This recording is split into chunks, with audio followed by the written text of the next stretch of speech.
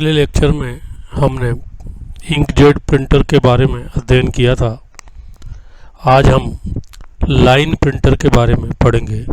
Line printers, these are impact printers with very high speed, almost 300 to 3000 lines per minute। Line printers भी दो तरह के होते हैं। पहला drum printer.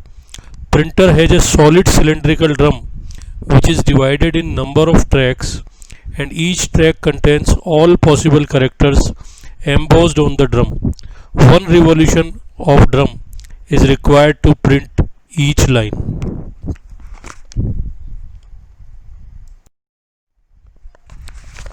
Second type is the chain printers.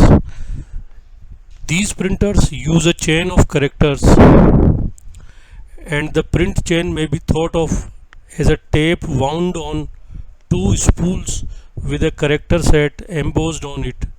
Similar to drum printers, for each possible print position, there is a print hammer at the back of paper and an inked ribbon between the paper and hammer is there. Third type of printers are page printers. These are the printers which are useful nowadays most commonly. In these non-impact printers, the speed of printing is around 20,000 lines per minute and are called as page printers. Based on electrophotographic technique which is used in Xerox machines, the most common type is laser printer. Laser is light amplification of stimulated emission of radiation.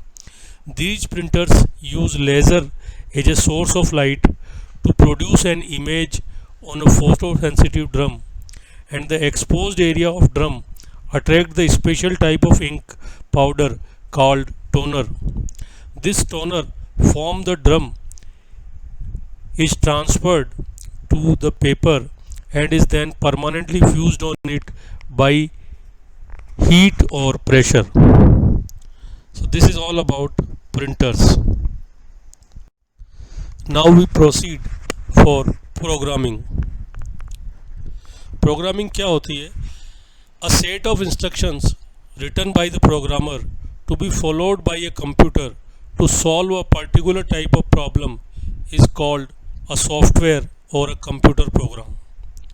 जैसे कि हम गणितीय समस्याओं को हल करने के लिए डिफरेंट स्टेप्स को करेक्टली और राइट सीक्वेंस में फॉलो करें तो हमें सही आंसर मिलता है, उसी प्रकार to solve an arithmetic problem manually we have to follow the different steps correctly in right sequence to get the correct answer. All the instructions written for a particular computer program must be appropriate and must be in correct sequence to get the correct answer. If we do not follow the correct sequence, the answer will be not correct. A sequence of instructions written correctly and then executed in right sequence to get the correct answer is known as algorithm.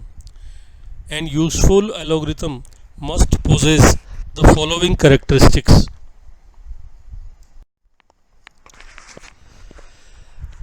Algorithm is a sequence of instructions written correctly and then executed in the right sequence to get correct answer.